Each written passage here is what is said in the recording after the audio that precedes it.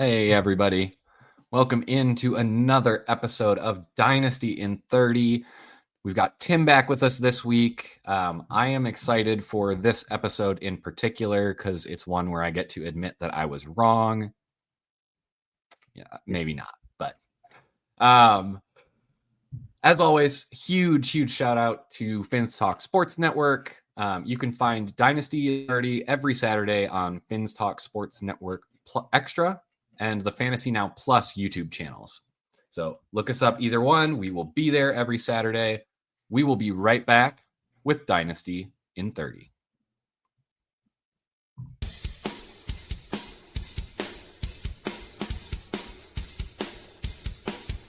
You're watching Dynasty in 30, only on Fantasy Now Plus.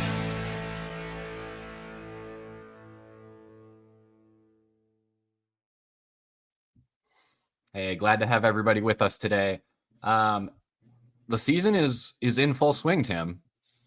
How are you coping? Pretty well. I had some priors confirmed, and as we'll talk about today, had some things that did not go the way I was expecting. So excited to be fully in the swing and see how week 2 builds upon week 1. Absolutely. For those of us who, don't like to admit that we were wrong, this is going to be a little bit of a tough show. We're going to go over some of the players where we kind of expected one thing and, well, we happened to be getting a different reality once the games actually started. So, all those takes that looked so good on paper, I guess they say that's why you play the games. Any other information you need, Fantasy Now Plus has you covered all week. We now have 8 weekly shows going on. Mondays, it's cold brews and hot takes. Tuesdays, you can get your priority waiver information. Wednesdays, we actually double up. We've got the start sit showdown helping you with your tough calls. And then we've got the fantasy rankings report kind of going and looking at where we see some differences throughout the industry.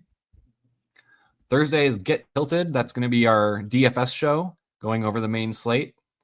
Friday, we've got a new IDP show. Saturday is us, Dynasty in 30.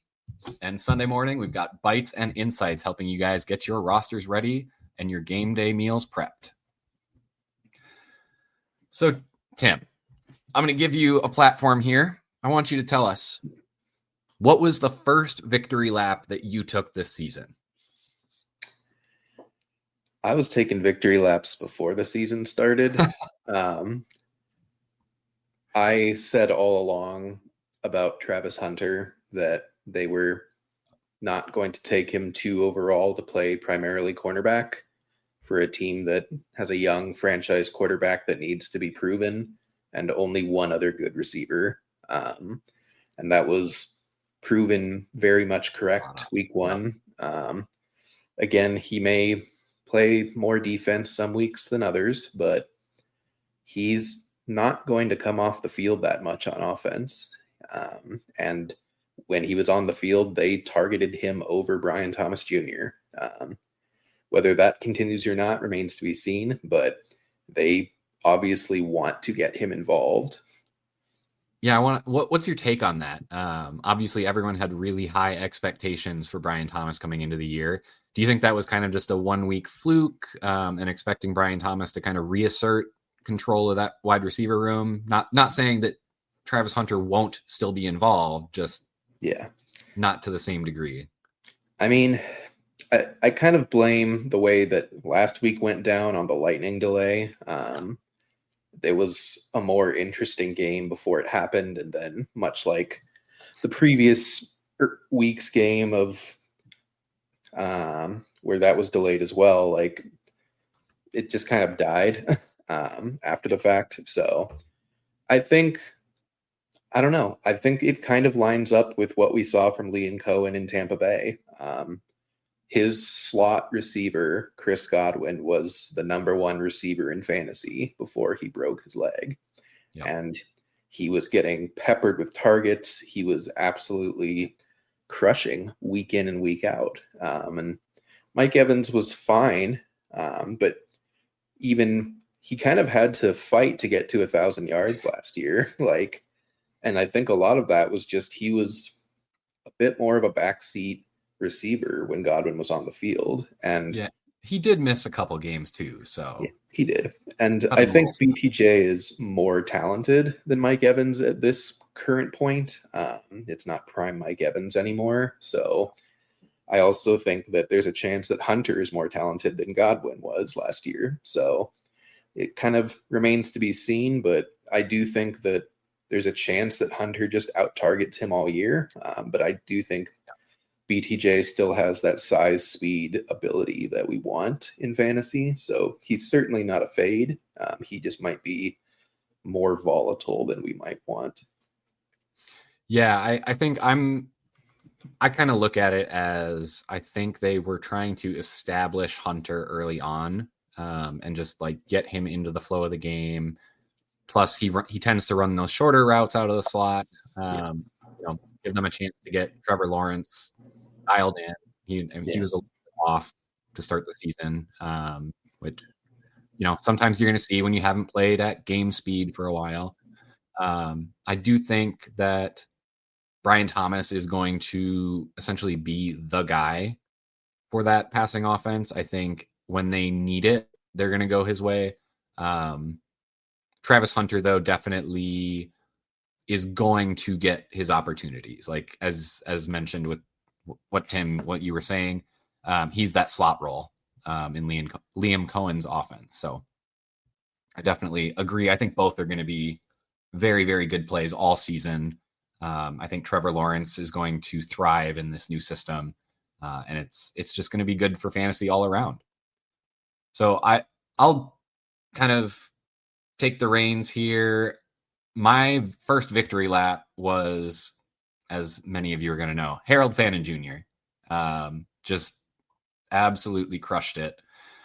Week 1 actually ended up out targeting David Njoku and kind of like just almost out alphaed him. Like he was taking the routes that David Njoku had been taking in the past, which had been making Njoku an interesting tight end every week, especially with the athleticism. And week 1, we saw Harold Fannin come in as a rookie tight end, start getting playing time. They were playing him both in 12 personnel with Njoku on the field. He even got some run in 11 personnel as well. So I think it was, I forget if it was the first drive or the second drive, he even had a wildcat carry. So this is a guy that they definitely want to get involved. I was beating the drum for him all off season. He was actually my second tight end on the board for this rookie class. I did have Colston Loveland ahead of him. Obviously, he started kind of quiet this week. Tyler Warren came out with a bang. So I do think all three of these guys are going to end up being just awesome tight ends for the foreseeable future. Congratulations to anyone who was able to get them, because they all look like they're going to have the talent and the ability to keep going for as long as needed. So Tim, got you back. I was just victory lapping Harold Fannin. So yeah, as you should. So let's get into players that we do have to actually change our thought process about. So this could be a guy who you expected to smash and who just isn't, or it could be someone who you were just kind of out on. You didn't like the situation, and then week 1 comes along and the usage is just so different than anything. Who are you looking at and kind of buying into what you're seeing where we need to go up and change our priors?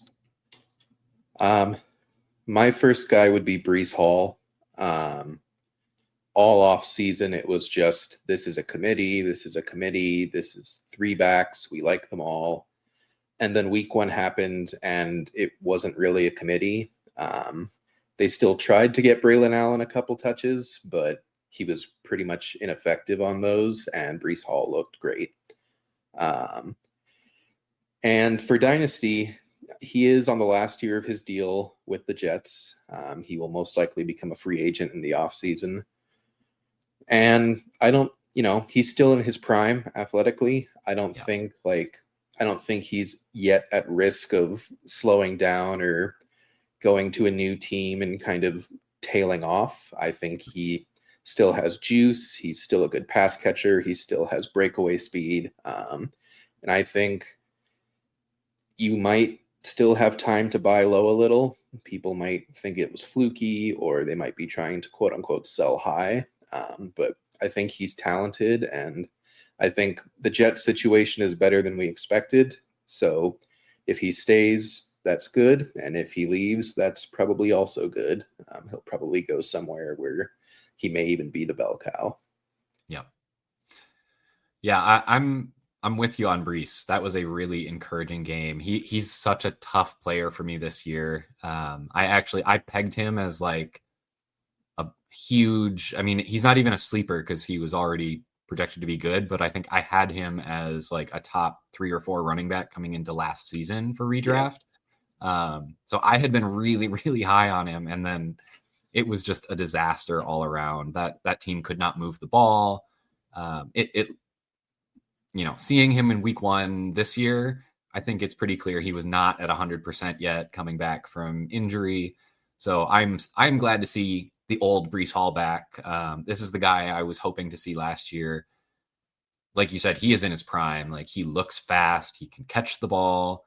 He's got the juke moves. He's got the change of speed, change of direction. He's really got all of the tools to be a feature back for a team that wants him to be a feature back. And so time will kind of tell if that's the Jets this year. It seems like, they did talk all off season about a committee. Maybe they just weren't quite ready to go there.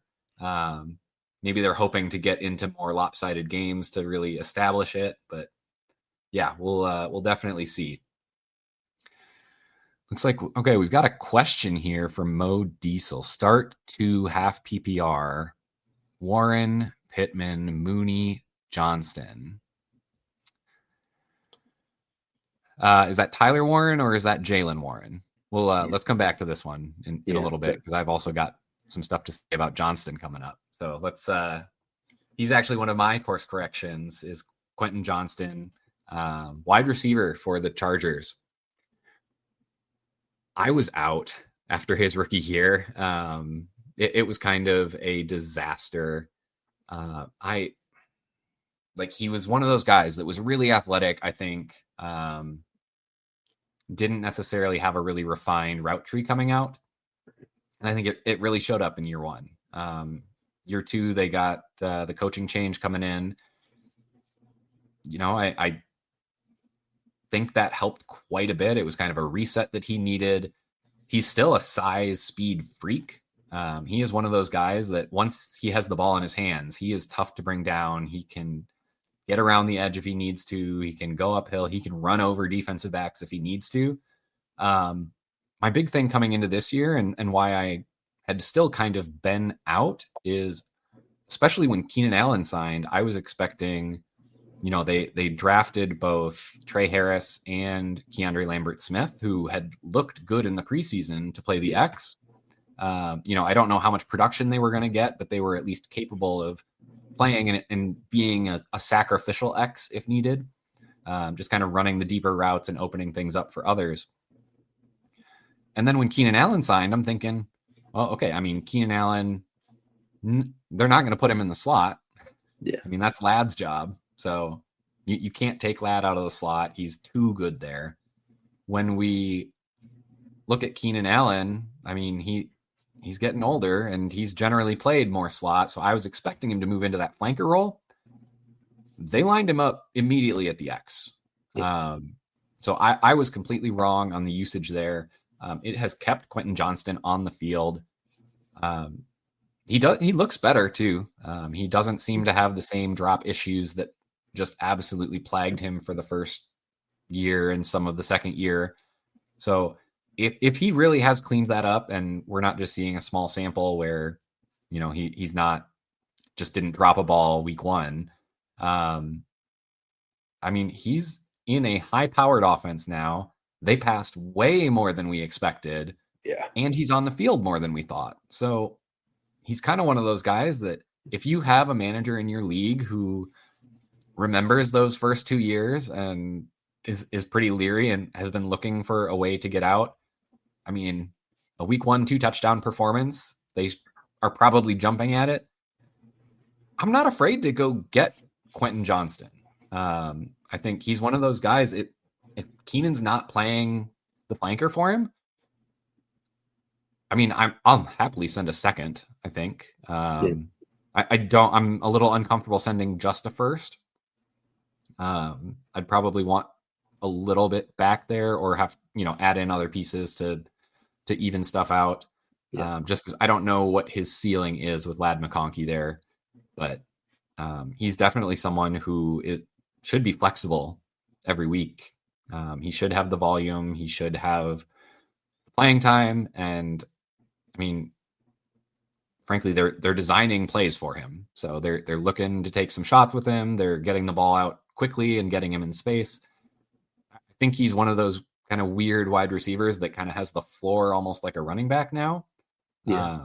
Whereas I think in his first year, they hadn't really figured that out. They weren't using him that way. And then he put up some donuts because he wasn't ready to produce against NFL cornerbacks consistently. Yeah, I agree. Even last year, like, he had some big games, and he arguably looks a lot better this year so far than he did last year. Even drops aside, just like his route running is a little bit better. He seems to be finding some soft spots in the zone a little bit better. So I think he might just be a third-year ascension. We're just so locked into trying to find the rookies who will and the second-year players who will, and we kind of just write them off after year 2. And as you said, like, this is a good offense, high pace of play. They did not run the ball very much. Will that continue? Kind of remains to be seen, but they have also proven that there are games where they're willing to do this. Those might be the games he is startable, but he's also easily their biggest receiver. He's going to be a red zone target for them pretty much no matter what. So, and Justin Herbert, to me, is still kind of underrated. I personally think he's like a top 5 or 6 quarterback in football, just from a talent perspective. And I dare you to say that in front of Mr. Harbaugh, that he's still underrated. Yeah. All right. So the question from Mo Diesel earlier, the start 2 half PPR, looks like it is Jaylen Warren. I think I'm probably in that case going to go with Jaylen Warren and Quentin Johnston. I think with Pittsburgh's a little bit weird for me. I think everything pointed to Jaylen Warren kind of being their main guy. They went out and drafted Caleb Johnson, who fits that scheme really, really well. So it was really surprising to not see him involved. They do seem to really like Kenny Gainwell, but Arthur Smith, man. Yeah, I think Warren is the best player in that system right now. Like, he's proven it for a couple years, sharing with Najee Harris. If they don't have Najee Harris and they're not plugging Caleb Johnson into the Najee Harris role, I mean, I think either Warren, we know, can catch passes. I mean, he kind of had that role when Najee Harris was there. So actually they've kind of got both he and Gainwell can run that role, but I think Warren's the guy that they're going to want to feature a little bit more. And then, I mean, it was just kind of a weird game in week 1. And so I think you always have to take usage a little bit with a grain of salt. I think to some extent, they're still getting people back into shape, as much as they say, like, oh, training camp, you get fit, you're ready to go. Yeah. I mean, every year there's so many players that have soft tissue injuries in week 1 and 2. Players are leaving games early with cramps. Like, it just, you can't emulate the toll that it takes on your body. Yeah. I think as we keep going, and now they've got another game under their belt, Warren performed fine on a split backfield. I think he's going to start taking a little bit more. And until we start seeing Caleb Johnson, I'm happy to keep playing Warren as like a running back to flex option. And then for Johnston, like we just talked about, like he's on the field. He is one of their receivers in 2 wide receiver sets. Like he's going to have opportunity. He seems to be improving, and he's on a good offense. With Pittman, I don't know that I believe he's on a good offense. I think that was kind of an abomination, and frankly, I think it shows more about the Dolphins than what the Colts did. And then Mooney, I'm a little bit leery with his shoulder. I don't know what kind of shape he's in, whether they're going to trust him to go up and get balls, or if he's going to have to be wide open to really get targets. So those are my 2. And then who do you have for wide receiver there? It looks like Waddle or Shakir. I don't really want to start either, but I would start Shakir. Good offense. Josh Allen playing the Jets defense that just gave up 30 plus points to the Steelers last week. Shakir's probably not going to score you 2 touchdowns, but he's probably going to score you at least 10 points. So I think he's a decent floor with solid upside, but not weak winning upside. Jalen Waddle's just too wide of a range of outcomes for me, and I don't even know if there is a ceiling anymore. They looked so are you out on Waddle in Dynasty? In Dynasty, I'm starting to get there. I mean, he's, I want to say 26, close to 27 now. Like, he's not young anymore. In reality, he's had one great year, and it was great. But is he just Jarvis Landry? Like, are we just kind of hanging on to him because it's like, well, he had 120 plus catches as a rookie? Like, yeah. Okay. I mean, maybe. I'm struggling to know how much of it is like he heads to that medical tent so often, which is every week. Yeah, it's tough to watch that as a fantasy manager. But at the same time, like he's also super talented just when he's on the field. Yeah. Like in a vacuum, he looks good when he's on the field. But then we've had injuries to Tua that have put some pretty poor quarterbacking on the field.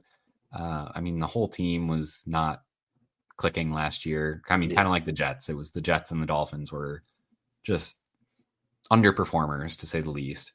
I just don't know if I'm not ready to sell him. I think with the situation with Tyreek is just so strained and weird. I think he could very well walk into a 30% target share in the second half of the season. And even if he's not efficient with that, I mean, that's at minimum high wide receiver 2. Yeah. I wouldn't sell him. Like I'm not there yet. I can't get off of him yet. I can't quit you. Yeah. I wouldn't sell him just because he's not going to get you very much right now because it feels kind of bottom of the barrel-ish. But I don't think there's much room for ascension at this point. But we also have probably hit the floor, and the floor is fine from a dynasty value perspective. So he might just be someone you just kind of hold, and just when you need a flex play, he's always fine to toss in there. See how interesting it gets once Tyreek is out of the picture. Mike McDaniel's probably going to be out of the picture sooner rather than later at the rate this team is going. So yeah, if they don't score this week. Oof. Yeah. Who's your second player that you're changing your mind about? Kenneth Walker. Okay. That was scary in week 1.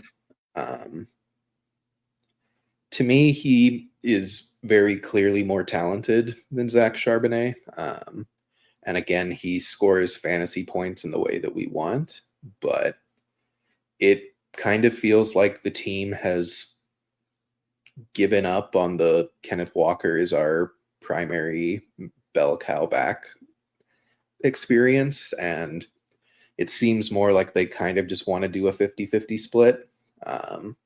And Walker's in a similar boat to Hall, where his contract is up pretty soon, and Charbonnet's is another year or two prior to that. So we could get a situation where Seattle chooses Sharbs and Walker is on a new team. And the reason that, for me, he's a bit more of a negative view compared to Brees is that Walker just can't stay healthy. He's constantly injured. And all off season, he was injured basically. And it is just kind of seeming like it's a trend. It seems like he gets a lot more soft tissue injuries than your normal NFL player might. And he's the same age as Brees Hall. Like he's not out of his prime yet. So he's not a full on sell, but for me, he's not really someone that could become like a corner piece running back anymore either. And I think Brees still could be that. And I don't think Walker is anymore. Yeah, I watch Walker play and I can't help but thinking like his running style is just so violent and he is so hard to tackle. I mean, that's kind of his niche is he forces so many missed tackles just because, I mean, he'll just go hit you and run through you. That style kind of lends itself to getting beaten up and having nagging injuries and not getting back to 100% each week.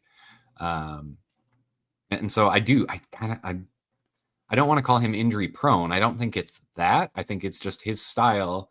It's like the running quarterbacks. They open themselves up to bigger hits at times. The best ones are able to avoid the big hits, and the ones that aren't elite tend to get knocked out of games and be in and out of the lineup. They're great when they're in, and when they're not, they're not. Kind of like what we've seen from Ken Walker. I mean, when he's in, he's going to start. And when you knew Seattle was going to just feed him 20 carries a game, I mean, he was racking up 25 points a game, something like that. They trust him in the passing game, but I think they've seen all of these little injuries, these dings where he starts slowing down in the season. I think you might be right. I think they're at this point trying to protect him to protect themselves, essentially. Because I think they know they want him on the field.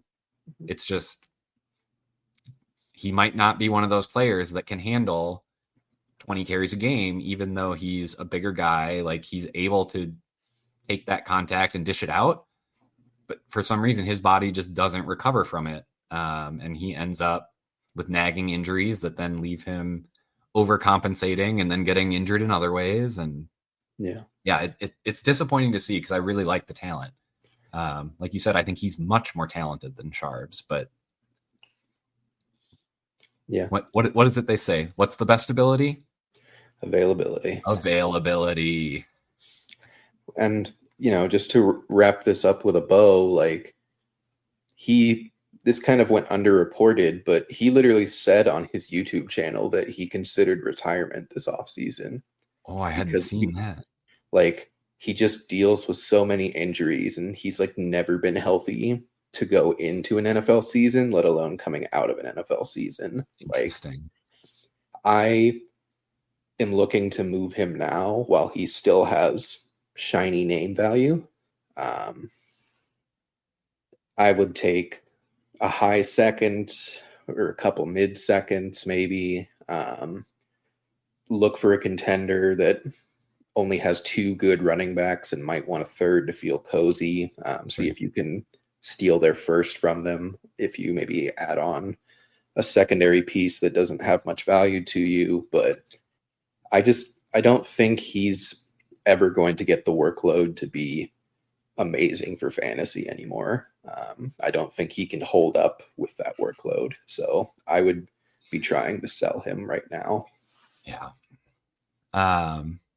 Looks like we got another start sit question in the chat. Stella, I mean, that's a tough call whether we're starting Alvin Kamara or ETN in full PPR. I'm assuming this is Travis.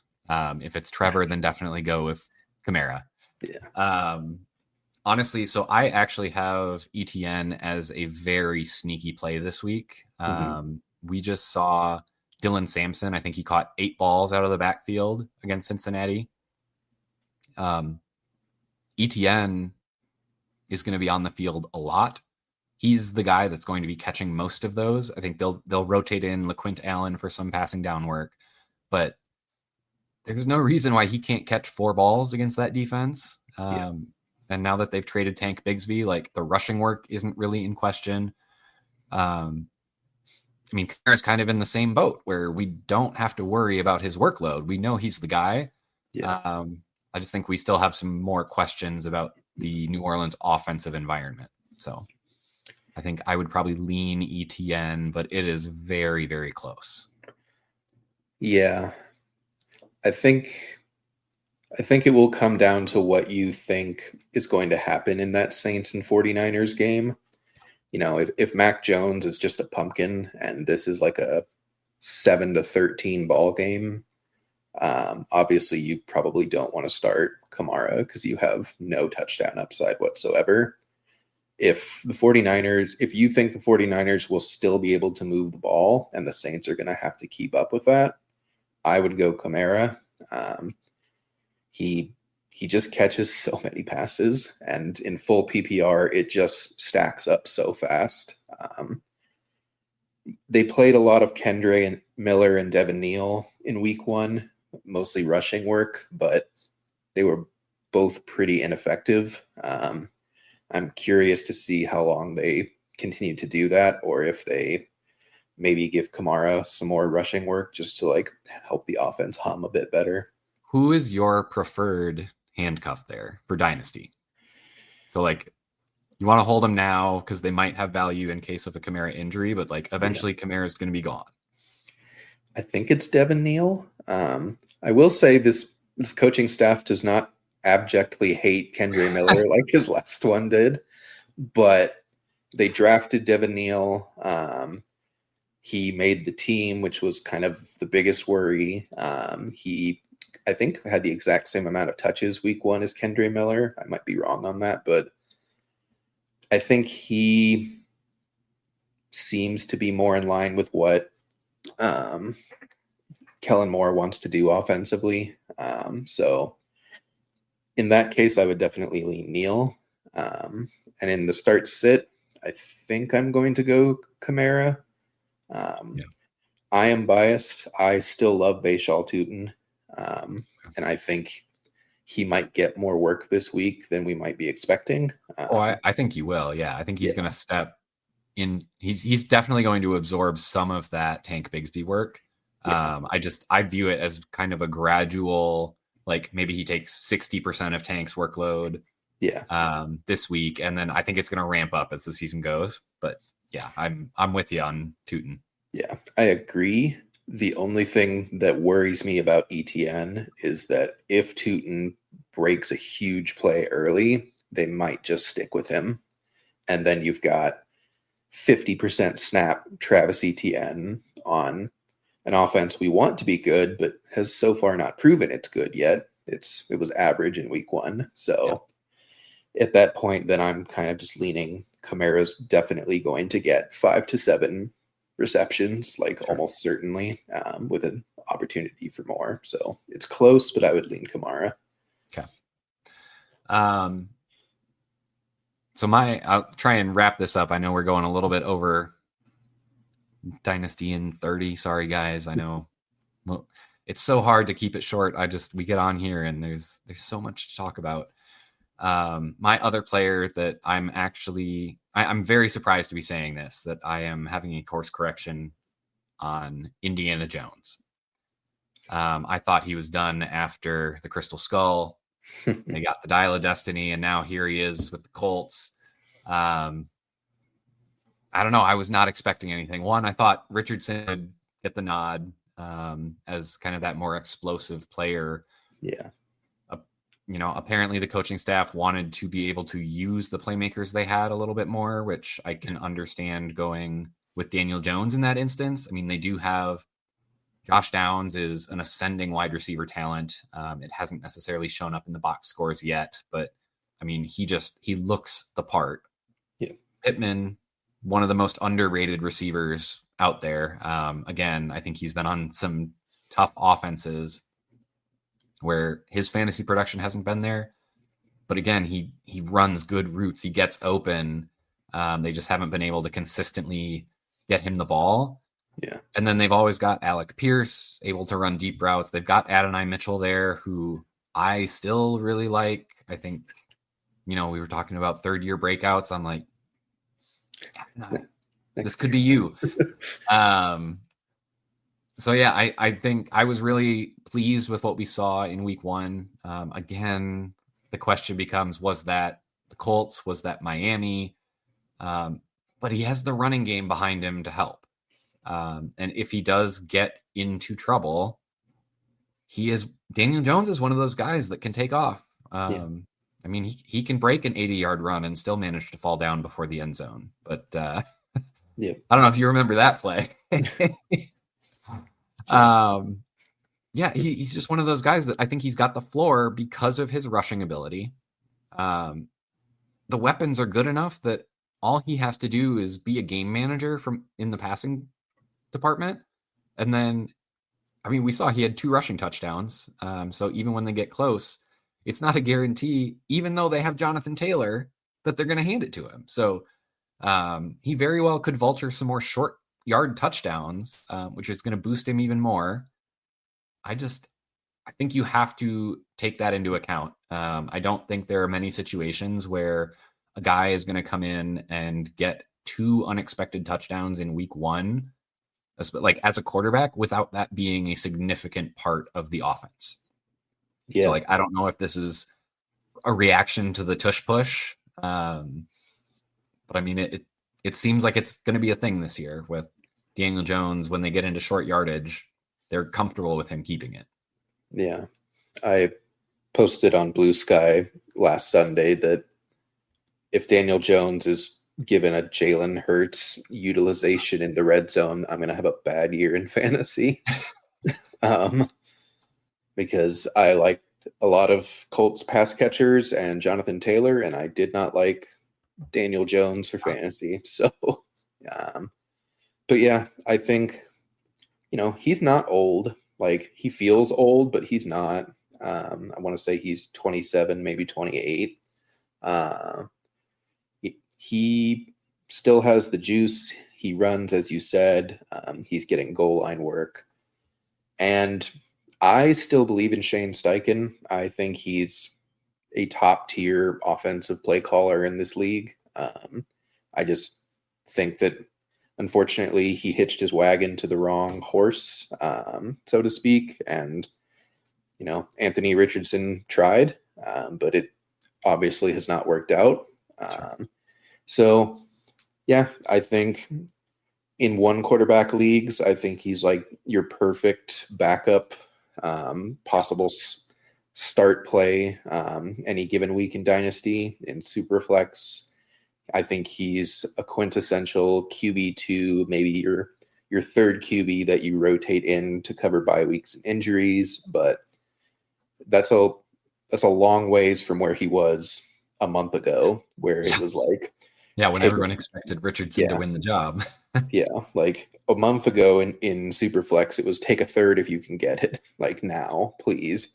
And now it's like, he's probably worth a second and a piece, maybe. Like, if a team I don't think I for back. certain wouldn't sell for less than a second. I would, if I'm contending, I probably am paying a second. I mean, I think he's shown he's got that boom game upside. So I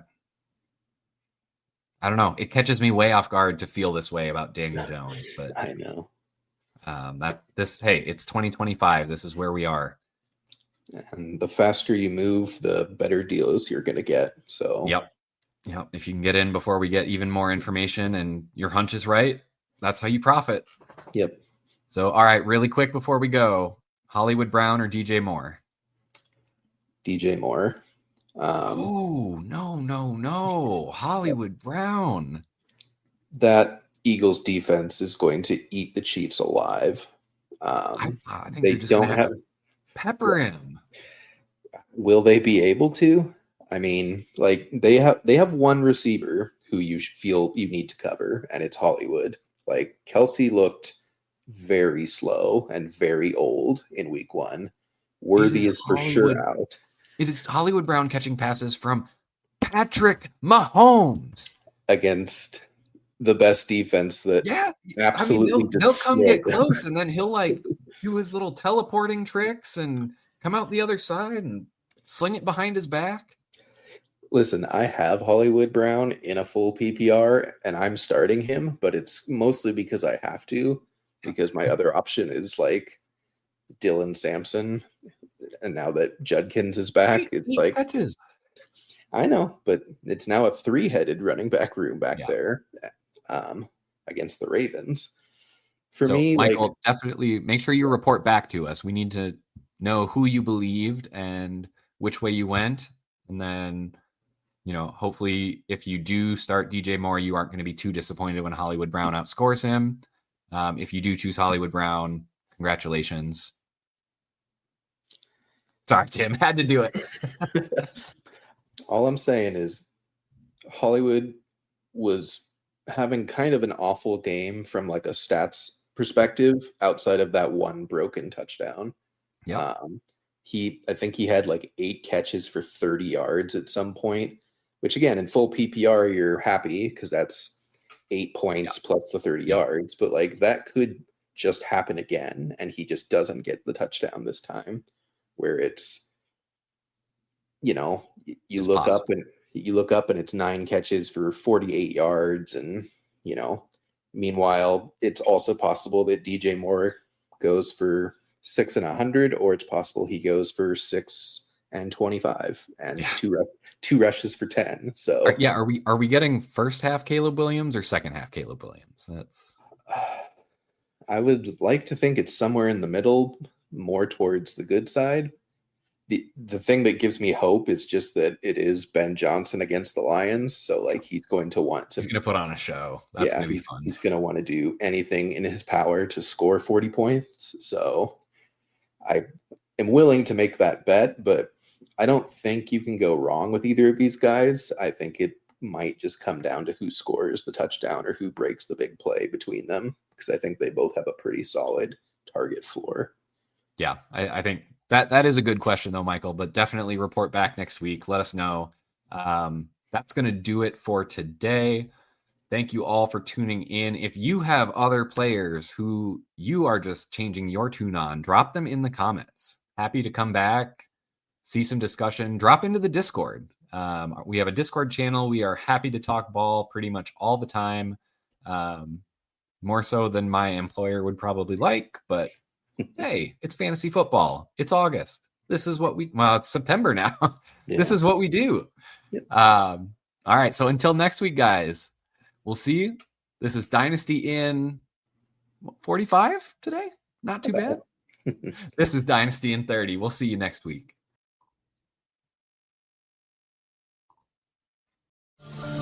Thanks for listening. Be sure to like and subscribe wherever you watch or listen to podcasts. We'll be back next week for more ways to win your league.